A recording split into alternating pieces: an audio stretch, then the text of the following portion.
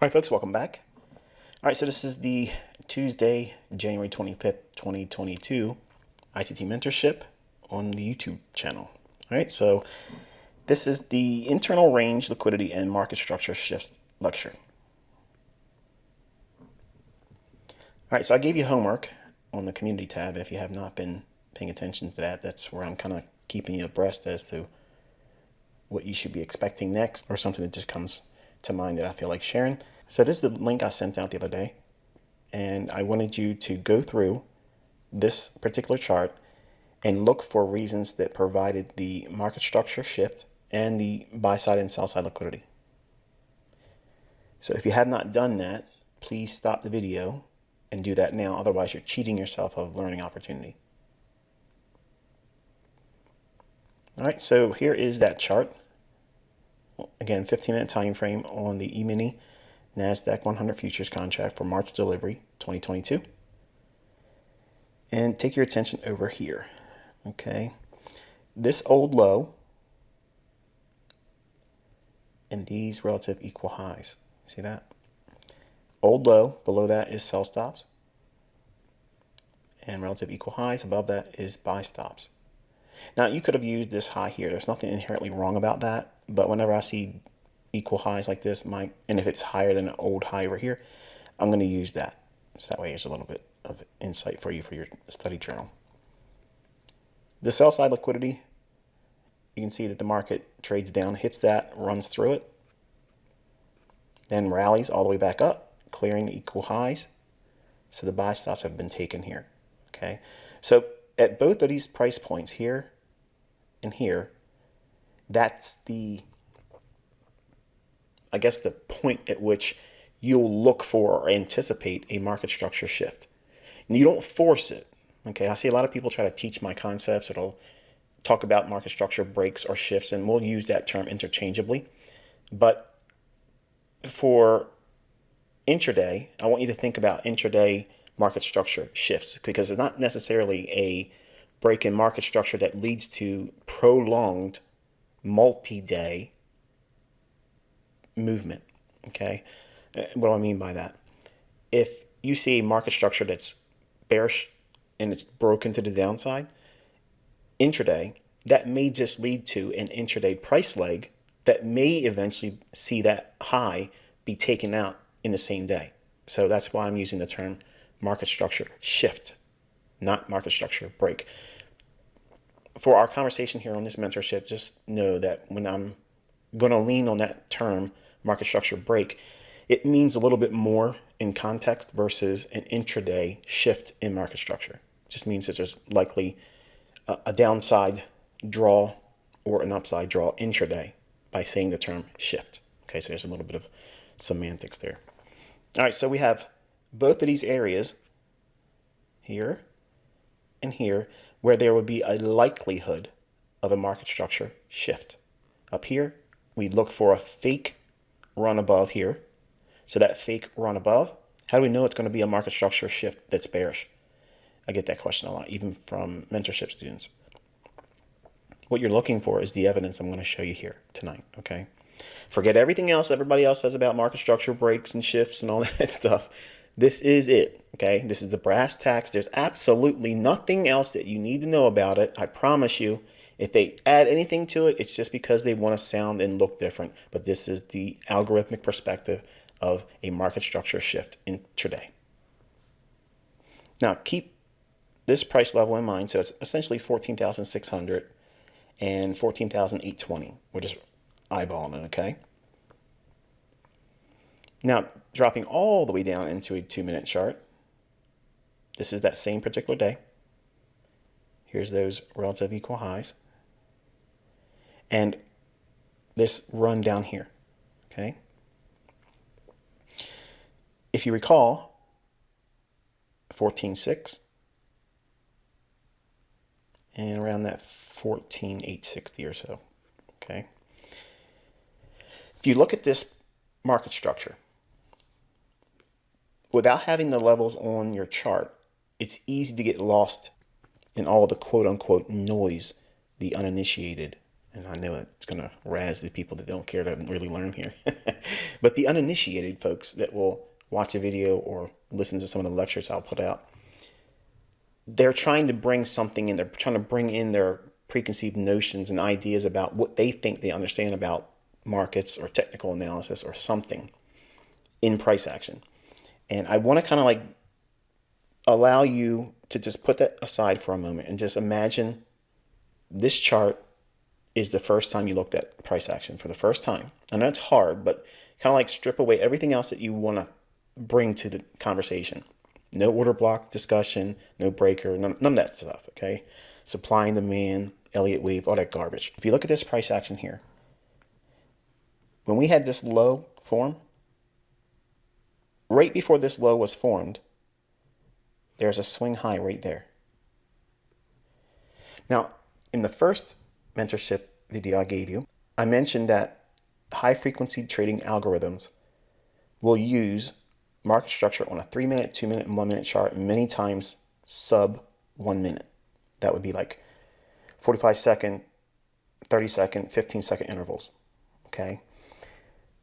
What the algorithms are actually doing, and this is also going to correct a lot of people out there because they put out misinformation. It's so nonsensical, but I'm challenging you to go into your charts and see if this is not what's actually going on, because it happens every day.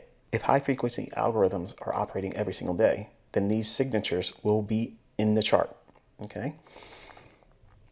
If you look at this short-term high here, right before this low formed, when this high is taken out right there on that candle, that's significant. Only if this run down here has traded into sell stops, okay, below an old low of some kind. It could be a double bottom, it could be a single low, okay, but it's got to be trading under some retail idea that would be viewed as support. Up here, the same thing. We're trading above highs, so we know that above old highs, a neophyte's perspective will be, these are unknown orders, so therefore that's a flawed perspective on price action. How do you know there's liquidity up there? How do you know there's buy stops up there? It's just logic. It's simple. Look at the chart. Everybody's trying to do something based on some kind of theory, logic, whatever, some system. There's buyers and sellers coming in at all times. Their buying and selling quote unquote strength or pressure has absolutely no bearing on where these prices are going to go.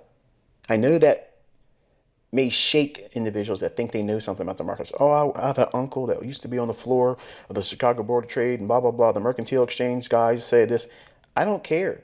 Okay. I don't care what any of those folks say because they didn't design the algorithm.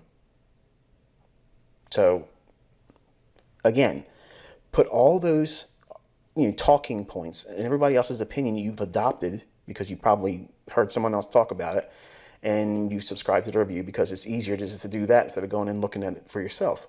And that's what I'm asking you to do. I'm telling you, this is my personal belief. You're going to see proof of these things in a live account execution. But I want you to see the logic behind it, because if you can see this, you'll be light years ahead of everyone else. And you'll laugh in the face of all these people that are going to tell you you're wasting your time trying to learn this. I promise you, this lesson is going to change a lot for you.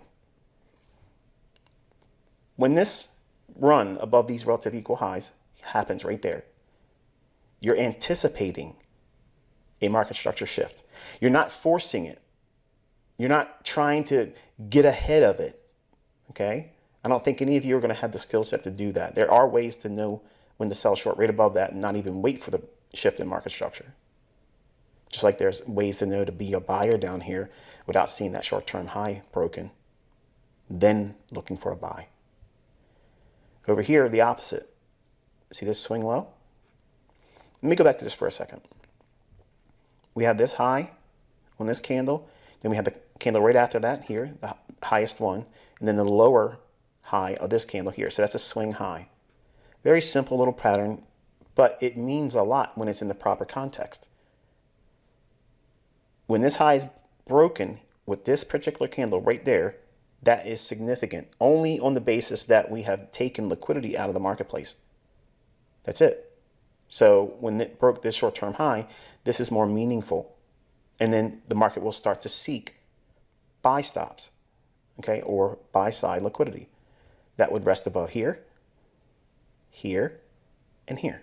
Now, I shared an example of live executions, and I was teaching on the idea of utilizing micros, which are essentially $2 per handle, okay? So, or 50 cents per tick. This chart is NASDAQ E-mini. This would represent $20 per handle. And there's 4 ticks in each handle. There's your $20 per handle. Okay, so again, what that means is 14,680 to 14,681. That's one handle or 4 ticks. There are some that will doubt the idea that you can trade all these little internal swings.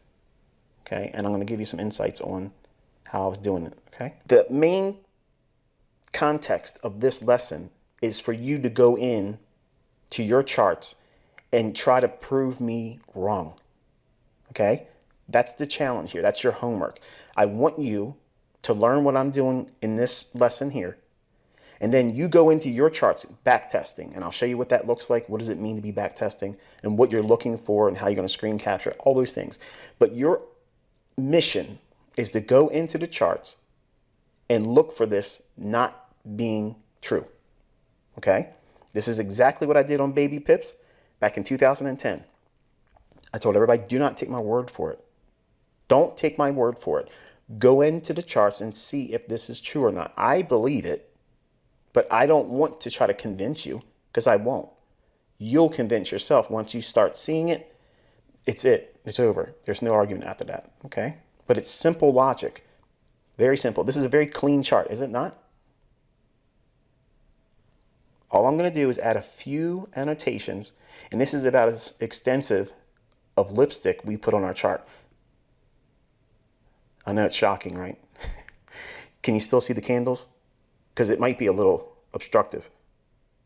I'm being facetious. You see these guys out there with these charts that have graffiti all over it. You can't even see the price candle. Nothing. You can't even see any of it. But there's all kinds of overlays of all kinds of nonsense, which means absolutely nothing because algorithms could care less about any of that stuff. Triangles, harmonic this, crabs. It's crazy. I know. But hey, everybody's got to have a religion. So here's those sell stops. So this little area here that's shaded in, that's a area where sell stops would be residing below that 14,600 level, okay, on that 15-minute time frame.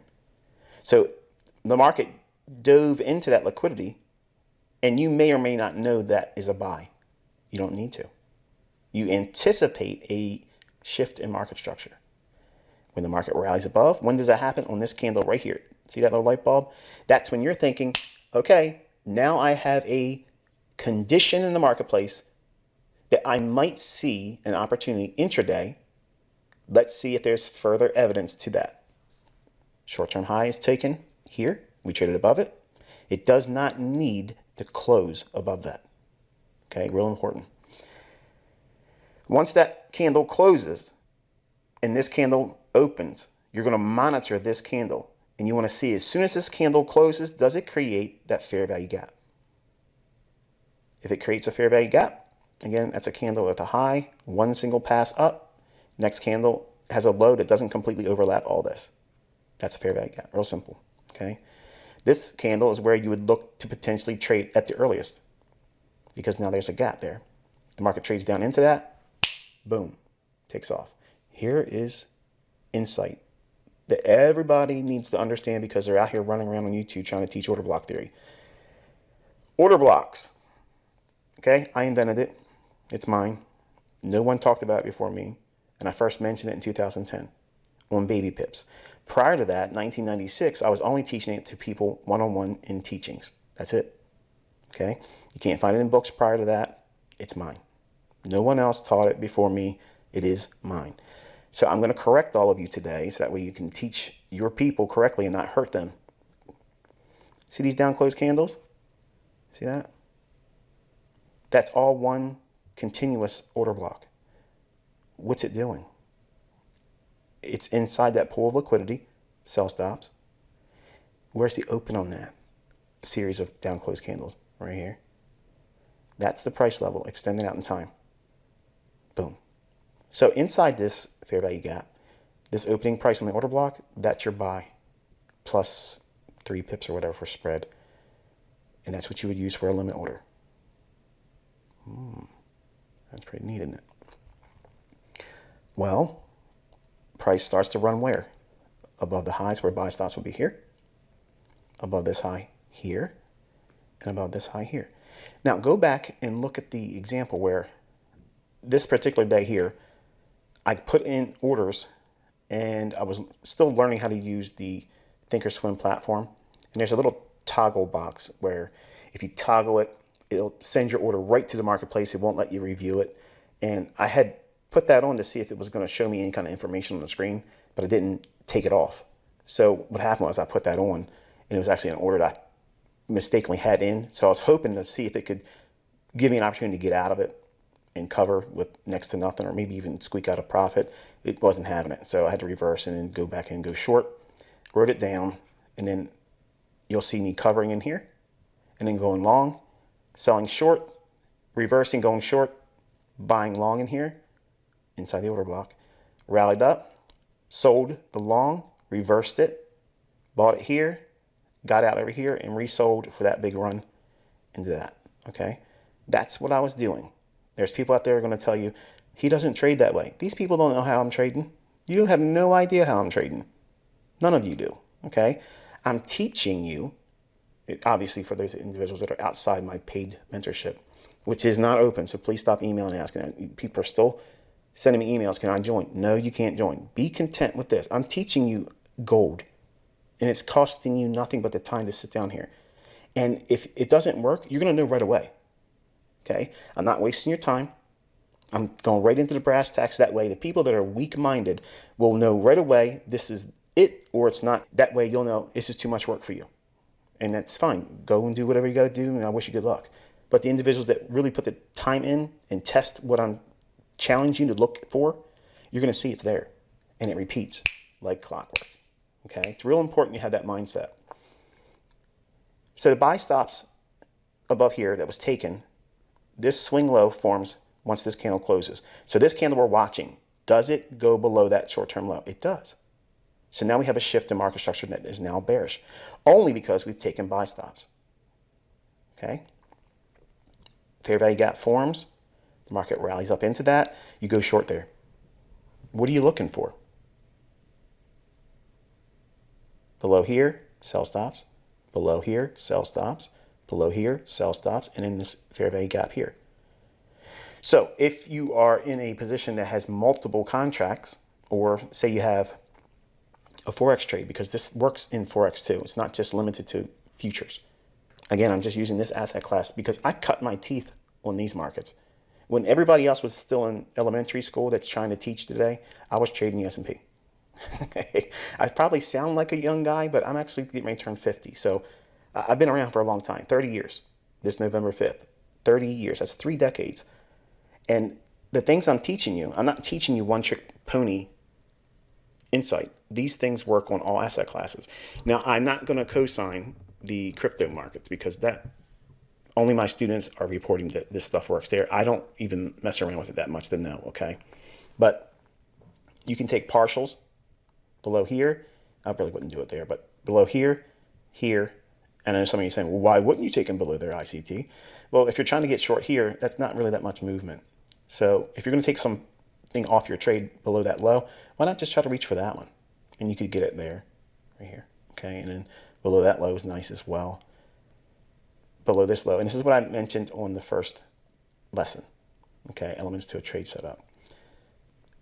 This is below the 50 level of this high and that low, okay? So 50% level, that's what we're targeting.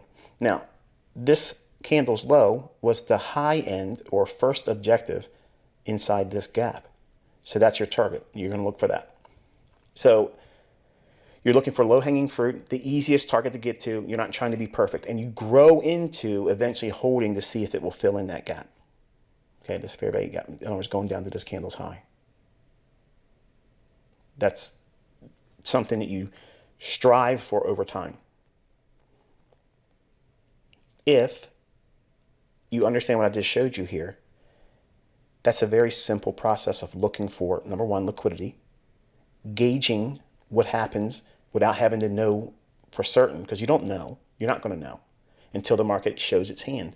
This is it showing its hand.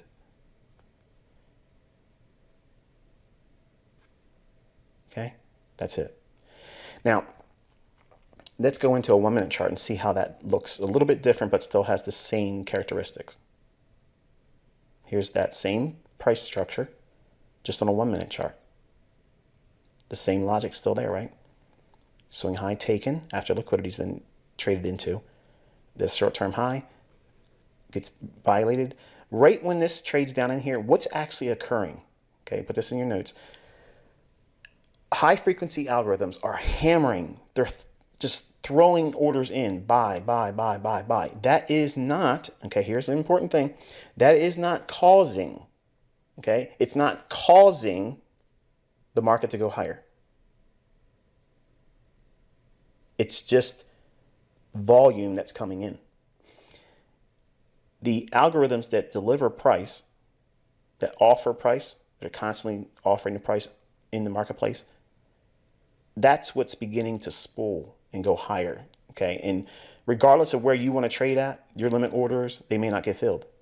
Where you're trying to buy with a market order, you may think you're getting in at 14,662, but by the time your order is executed and confirmed, you're in 14,664. That's slippage, okay? That's negative slippage. If you were trying to buy it at 14,662 and it filled you at 14,661, that's positive slippage. That's better than what you were expecting. So when the price starts to rally, all this is a default to the algorithm constantly offering price at a higher price. Okay, and the logic and argument for anyone that wants to say, oh, it's buying selling pressure, this guy has no idea what he's talking about. I know somebody that used to trade on the floor and he's laughing at ICT right now.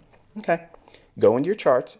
Forget that. I'll let you have that perspective for a moment for the argument, but go into the charts and see if what I'm not suggesting to you is the truth. Okay, I could sit here and do a complete series on all the things that lead to what I'm saying is true, but none of you will still believe it. I'm showing a live account and entries and executions, and they're still doubting it. So no matter what I do, there's going to be people out there, but you didn't do it wearing orange. You didn't do it in your Corvette that you flip, which I don't flip Corvettes.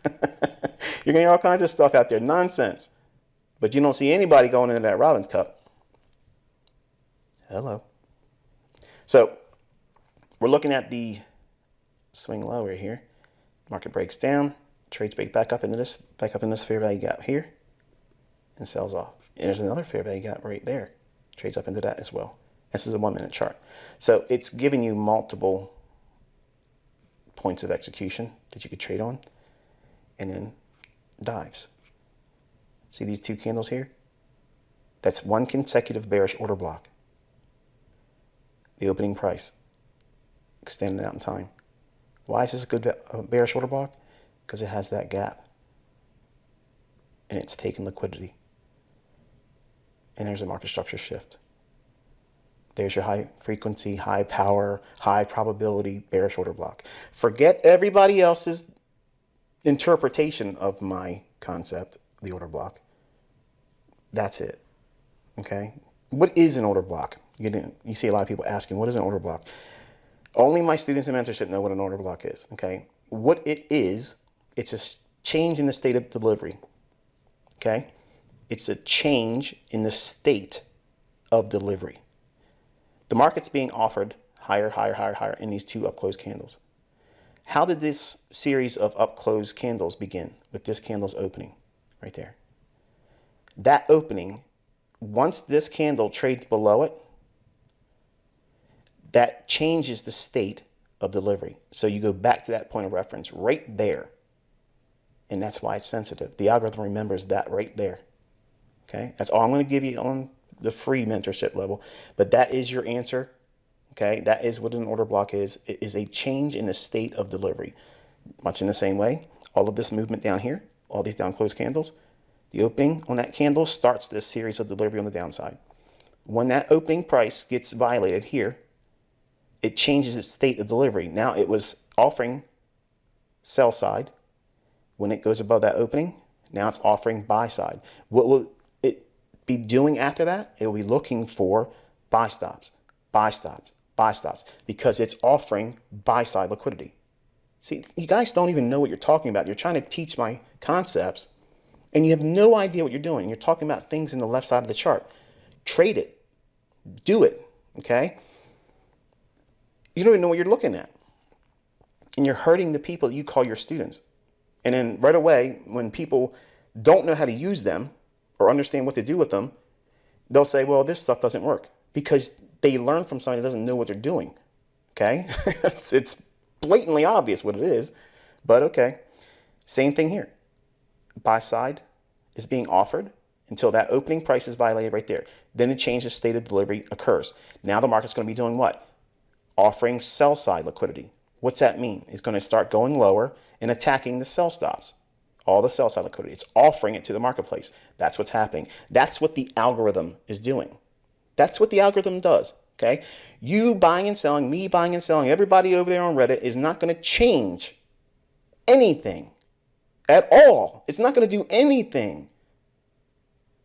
And the argument that defeats all that buying and selling pressure is, how do you argue against the bull squeeze and the bear squeeze? There's a short squeeze going on. The market's rallying up when it's been bearish. That's just their cop-out. That's their way of saying, well, you know, everybody's shorting, and now they're covering. So there it is. And I learned the same thing, folks. I believed all that garbage. 2,000 plus books. I know what those books told me is what you are learning too. Because the same people teaching today, retail garbage, Elliott Wave this and that, it's all stupid stuff, man. It has nothing to do with why these markets are doing what they're doing. Zero has nothing to do with it. Don't worry, I got proof today. But the market goes down to that 50% level because it's going down to what? I teach you. What did I say in the first video?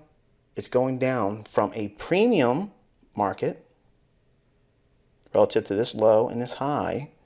50% is here. That's equilibrium. So it's going to go down to a discount. And that's that gap right in here. It doesn't look like a gap so much here. But if we go back up one more time, that's that single opening right there. On a 2-minute chart, and then on a 1-minute chart, it's 2 candles that make that up. But you're going to have to do is go through a progression of going from the 3-minute, 2-minute, and 1-minute chart. And you'll get your market structure and your areas of where it wants to look for an imbalance or old low, old high. And it just makes it easy. But just a real nice delivery there. And here's the lipstick on it on the 1-minute chart. Swing high is broken. Market structure is now bullish. Rallies. Taking buy stops. Taking buy stops. Taking buy stops. This right here, these highs right here, is just staying below that low. It's building up more interest that this is what? Resistance. That is engineering liquidity. That way, when this runs above it, those individuals that know what you're learning today, they know that that's a pool of liquidity for buyers coming in at a high price. Why is that useful? Because smart money that bought down here, or here, or here, or here, or here, that's where they sell to high-seeking buyers. It's not hard logic, folks. It's not complicated. Okay, it just feels complicated because you see other people trying to teach something and you hear or read in the comments, you're teaching it better than ICT does. No, you don't. No, you're not. You're not doing it. You're actually teaching it incorrectly and without the real context of what it is that you're missing. But I get it. You think every down closed candle is a bullish order block and up candle is a bearish order block, and that's not the case. Look in here. Okay, for the guys that say I did not take trades or I didn't trade this way, you see that gap right there? See that? See that down closed candle right there? That's your order block. Boom, buy it right there. What about this? Right here, dropping down. All these candles here are more significant if you look at it on a 2-minute chart. See that? It becomes one order block right in here. Buy it, sell short, buy it again. We got up into the stops, sell short, reverse, then ride the larger swing down. Don't listen to these yahoos out there that say that I'm not proving something to you. I'm proving it. That's what I said I was going to come out here this year and do. That's this whole point of being here this year. It's my 30th anniversary, November 5th. I've been a trader in the markets, living and breathing this stuff for 30 years. You're not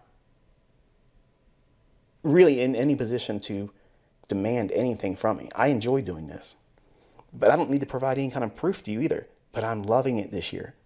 I'm slowly putting it out there and enjoying all the naysayers and the things they're saying.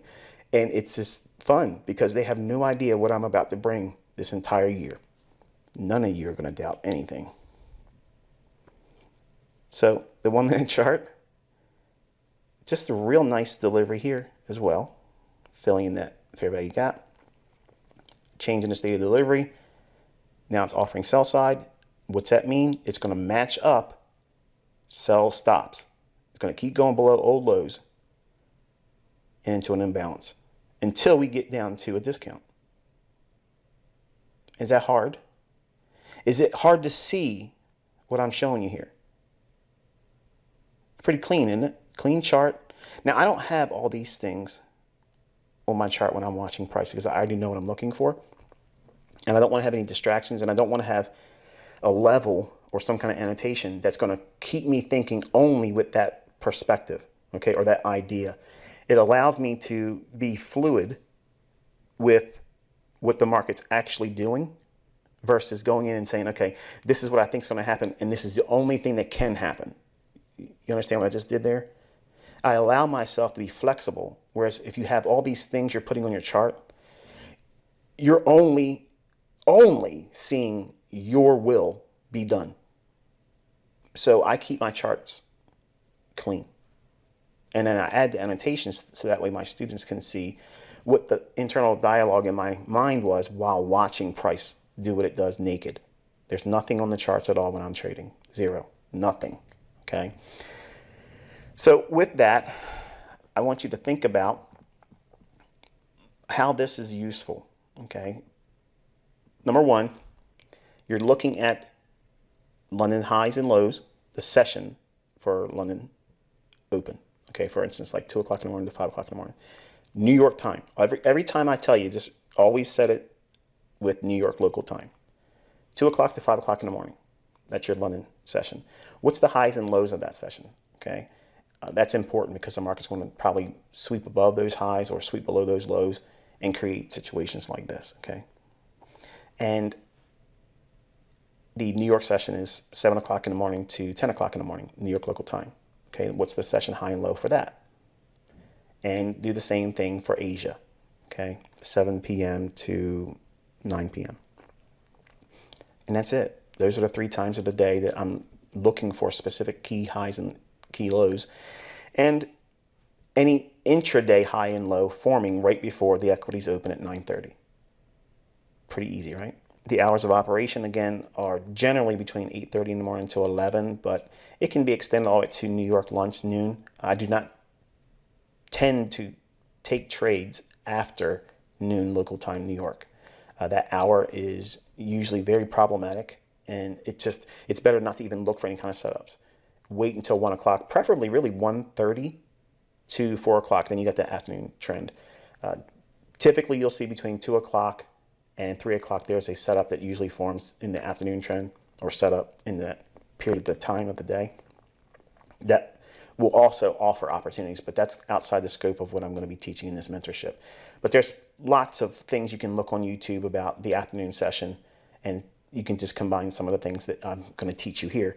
And just, it's not hard to make an addition to what you're learning here. So that way, if you want to trade the afternoon session, you can obviously pick up some insights from other YouTubers that do trade futures. But for developing students, this is enough. I promise you this is enough, okay? All right, so we talked about internal range liquidity, and internal range liquidity is looking for short-term lows or short-term highs inside a price leg that we're retracing back into. Okay, that's all it means, internal range. Liquidity is a short-term high or low with stops above or below it, or an imbalance in that same range of price action. And I taught you market structure shifts. Showed you exactly all that's necessary. That is all that you require. And the skill set of identifying pools of liquidity, that is going to be something you learn rather quickly just by going through old data and looking at the times of the day I gave you in this lecture. All right, your homework is you're going to go through your E-mini futures intraday charts, and you're going to be looking for stop hunts that lead to market structure shifts intraday. You're going to log your examples with your own annotations for your study journal. So what I showed with the break in the market going higher and lower above old highs or lower below an old low, that's running for stops. That's a stop hunt. Then you're looking for that signature for the market structure shift on the 3, 2, and or 1 minute charts. Okay, if you look for that between 8:30 in the morning to noon New York local time in the E-mini markets, or if you're watching the micro markets, the same logic exists. Okay, but you're going to start going back from today and go back as far as the data will allow you. The more you do it and you annotate your charts, the more experience you're going to have. And it's pseudo experience, yes, but you're teaching your brain. I use this analogy a lot with my paid mentorship students. It's like hunters, okay? To know where you're going to find a deer, if that's what you're going to go out and hunt, you need to know how to track one, okay? Or sit up in a tree stand and wait for it to walk by. But usually they go out and they walk around in the woods and they look for tracks. Would you know what a deer track looks like? Before I was shown one, I didn't know what it was, okay? But because I'm showing you what it looks like, that's all this lesson was predominantly focusing on, is the actual view of what it looks like, the details. What you don't need is anything above and beyond what I've shown you. The only thing that you need is what I've shown you here. It's simple, it's straight to the point, and I'm only talking to that way you understand that this is all that is required. Notice there is no commitment of traders.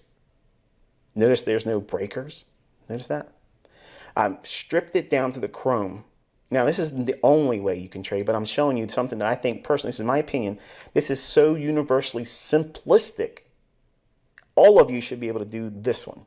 Okay, in my opinion, I think this is it. And that's why I more or less built it, because I think my daughter, which has zero interest in trading, I think that this is going to be easy for her to see it and understand what to look for. It doesn't have a lot of moving parts. You notice that? It's very specific times of the day, specific highs and lows you're going to look for. It's simple, but you won't appreciate how simple it is until you go back in your charts and you annotate your 15-minute time frame for your buy-side liquidity pool and your sell-side liquidity pools, and then going down into the 3-minute, 2-minute, and 1-minute chart. So for every individual day that you're logging and you're backtesting is just dressing your chart up like I'm showing you here, and then studying it. Not just do it and say, okay, I'm done. Really go into to see how price moved and how it delivered. How many pips did it move? How long did it move going higher or lower? How much drawdown did it put on your position if you would have taken one?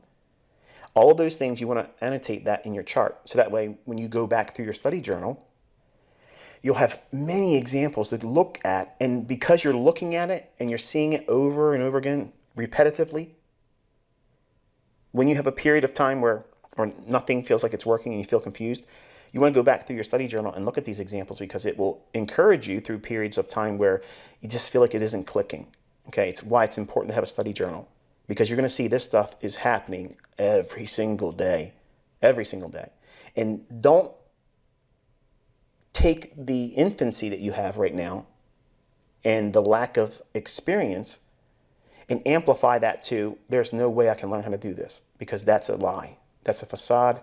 Don't buy into that view. Okay, it's something that you're going to have to grow into, and it's going to be quick for some and it's going to be slower for others, and there's no way I can make it easier than this. Okay, because that workload that you have to go through of backtesting and logging and acquiring examples, the more time you do that, the more examples you acquire in backtesting, I swear this is the secret. Okay, because that is the thing That's the work that's required. A lot of people say they do it, but they don't. Okay, they go back a couple days and say, "Oh, I don't feel like I'm getting anything from this." But that's the reason why they fail, because that's the work that's required. And having 10 pages in a notebook saying, "I took notes." You didn't take notes, you scribbled. You wasted your time. You knew going in you weren't going to be that headstrong about doing it. And that's what is required to learn this. Otherwise, if you don't have that mindset, this isn't going to be for you, because it's going to require work. It's going to take effort and organization and personal responsibility. If you don't have those characteristics, you need to develop them. If you don't develop them, and patience, you might as well go out there and find somebody that's good at giving you trade signals and just submit to that. And good luck with it. But this isn't it. I got another portion of the video I want to show you now. And I'm going to show you this logic actually working today in the NASDAQ E-mini contract. All right, so we're looking at TradingView's chart in the backdrop, and I have the TD Ameritrade open over top of it, scrunched down, so that way I can operate with the TradingView. And I'm going to highlight in TradingView a fair value gap after a market structure shift that's bullish. And I'm going to show you an imbalance that is in a premium. Okay, see that? Just the opposite of what I've been showing you. Change the color on this.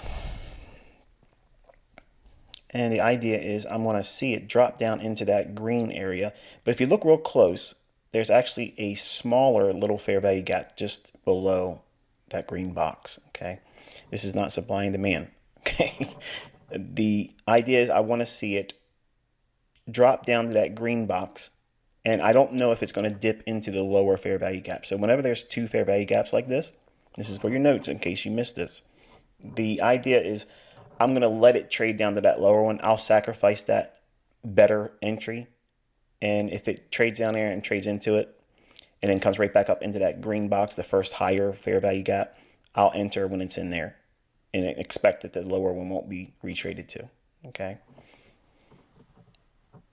I'm going to be trading with a stop that will have essentially 3.25% risk. I'm not suggesting that's a size of risk for you. I'm just telling you that's what I have in mind when I'm taking this trade. And this is, again, just my personal belief in this. I'm not suggesting that you should believe me or subscribe to this view because I'm showing you a live account. This does not mean that every trade you take forward from this day on is going to be like this. It doesn't mean it guarantees profit. It doesn't. But my belief and my faith is that I've seen this work so many times over the last 30 years that I know that this is something that's going to work enough for me. And that's all that matters. It's a personal endeavor when you're speculating. If you don't have any faith in it, then obviously you would never put live money in it. All right, so the market's starting to drop down a little bit in here. And let's say, for instance, that it runs up into that upper rectangle first before going down to the green one. Then I would nix the trade, and that means I wouldn't take a trade, and I would move to the sidelines and probably do nothing the rest of the morning or watch and see if there's something else that sets up. All right, so now I'm inside that rectangle, but notice again, I want to see if it goes down to that lower fair value gap that's not highlighted. I'll mention it when we get into it. That right there, I'm willing to sacrifice that because that's actually the better buy. But if we go back up into the higher fair value gap and create like a tail on this particular candle, I'll see that as just running for a lower imbalance, and then it should accumulate in here.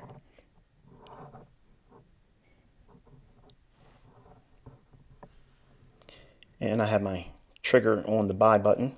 Okay, I'm just going to go in with a buy at market. I'm not trying to do anything advanced here.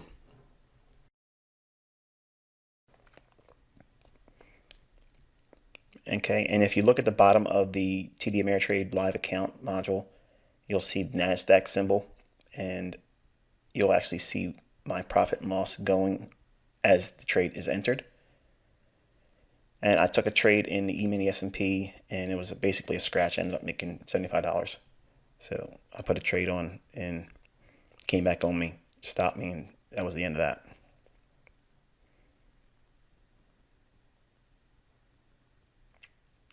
All right, there I am putting the order in. And there's the confirmation that the orders were received. So now I'm long. You can see at the bottom of the pop out, it shows that I'm down initially what looks like $20, and now I'm up $20 right now. So now down 75. So this is the part of trading where it feels scary. If you've never traded with live funds and you just feel like you got to watch that number of how much money you're making and losing, that's the worst thing to do. Okay. What I'm watching is the chart. Does the chart continuously keep giving me feedback visually that it's accumulating and not going lower? Now, it can go one more time back into that lower fair value gap. That's permissible to me. I'm willing to endure that. I just don't want to see it overlap that entire thing and go lower, because then I'd have to close the trade and preferably save my stop. Notice the bodies of the candles are staying relatively inside that fair value gap, that shaded green. Now, I'm only adding this to the chart because I knew I was going to record it and share it with you today. But I do not have this in my charts. Okay, the only annotations I have in my charts is when I'm teaching my students. And since you're here, at least for right now, I'm calling you my student. Even the haters. All right. So with the aid of hindsight, because I lived this moment this morning, it does go down one more time and stab into those wicks that are forming.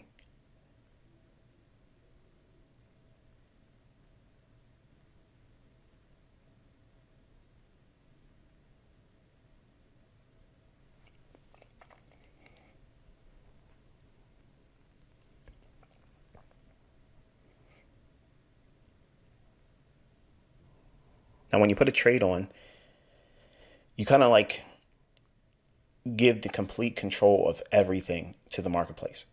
And you want to just allow the market to do what it's going to do and not try to overthink every fluctuation. Every little minor movement in the price action is not something that is going to hopefully sway you. So I've already had it in my mind that it could go back down and make a slightly lower low than those two little wicks that it's formed inside the lower fair value gap. So since I had that expectation that it could potentially do that, I'm desensitizing myself to that in the event that it forms. An ideal scenario would be it doesn't do it at all, obviously, but I'm allowing for that price action, especially with the volatility that we've been seeing the last few days. And what I'm thinking right now is they're taking it down one more time to accumulate more longs. Notice I'm saying that, not it's selling pressure driving price down.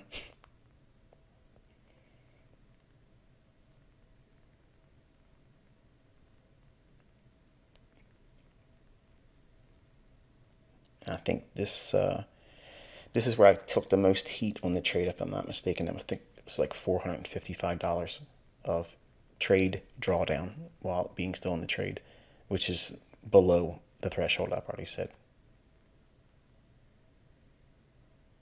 My maximum risk on a trade, if I'm trading competitively, is 4.5% per trade. Generally, I like to take a trade that I feel comfortable with around 3.5%. That's a good trade for me.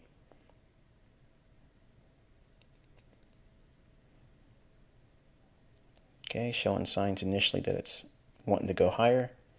And what I'm trying to do is keep my focus on that lower level, or the bottom of that pink rectangle. That's the low-hanging fruit. That's the easy target I'm telling you to try to practice and learn to reach for. The ideal scenario would be to go all the way to the top of that pink. But while you're learning, don't do that, okay? It's easier just to let it trade to the low end and just take it off when it gives it to you. I have my trigger on the flatten button, so it cancels every order, takes me completely out of the marketplace. As soon as it touches the low end of that rectangle, I'll collapse the trade. And right now I'm up almost $900, $895, $935, $925. And again, you can watch that fluctuation in the lower right-hand corner of the pop out. I'm at 1100 plus, 1149. Okay, it traded there, touched it. Now I'm collapsing the trade there, just like that. And that's it. Now my account's booked and marked to market with $1,190 in gain. And the balance now reflects it with $27,915.11. So there's TradingView showing the chart I'm watching, because I like TradingView's charts. I don't like TD Ameritrade's charts. I don't like them. So I'm just using the pop out, which is, why are you showing this thing scrunched up? I'm not hiding anything. You can see it. It's right there. So let's go over and take a look at the chart now. You can see nothing has changed. I just magnified that pop out, so it's entirely taking up my entire screen. We're going to go to the NASDAQ E-mini contract symbol. And I am so clumsy with this platform still.